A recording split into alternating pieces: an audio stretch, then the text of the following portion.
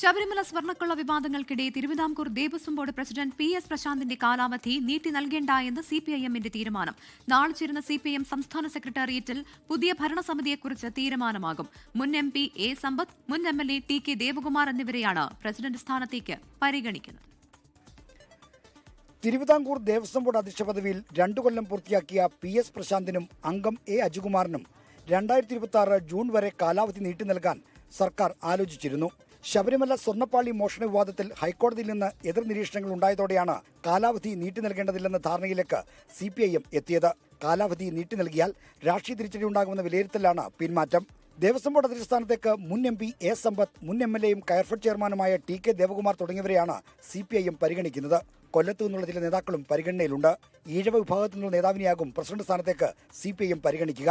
തിരുവിതാംകൂർ ദേവസ്വം ബോർഡിന്റെ പുതിയ പ്രസിഡന്റ് ആരാണെന്ന കാര്യം നാളെ ചേരുന്ന സിപിഐഎം സംസ്ഥാന സെക്രട്ടേറിയറ്റ് തീരുമാനിക്കും. ദേവസ്വം ബോർഡിലെ പാർട്ടി പ്രതിനിധിയായി സിപിഐ വിളപ്പിൽ രാധാകൃഷ്ണന്റെ പേര് നിർദ്ദേശിച്ചിട്ടുണ്ട്. സിപിഐ സംസ്ഥാന കൗൺസിൽ അംഗവും ജില്ലാ പഞ്ചായത്ത് മുൻ അംഗവുമാണ് വിളപ്പിൽ രാധാകൃഷ്ണൻ. മന്ത്രിസഭയിലെ ഹിന്ദു മന്ത്രിമാരും നിയമസഭയിലെ ഹിന്ദു എം.എൽ.എമാരുമാണ് ദേവസ്വം ബോർഡ് അംഗങ്ങളെ തെരഞ്ഞെടുക്കേണ്ടത്. ജി. സുധാകരൻ ദേവസ്വം മന്ത്രിയായിരുന്ന കാലത്താണ് തിരുവിതാംകൂർ ദേവസ്വം ബോർഡിന്റെ കാലാവധി നിയമഭേദഗതിയിലൂടെ 2 വർഷമായി കുറച്ചത്. അന്നത്തെ നിയമഭേദഗതി ഓർഡിനൻസ് കൊണ്ടുവന്ന് തിരുത്തി പി.എസ്. പ്രശാന്തിന് കാലാവധി നീട്ടി നൽകാനായിരുന്നു നീക്കം. ശബരിമല സ്വർണ്ണപ്പാളി വിവാദത്തിൽ പ്രതിക്കൂട്ടിലായതോടെ ആ വഴി അടയുകയാണുണ്ടായത്. 24 തിരുവനന്തപുരം.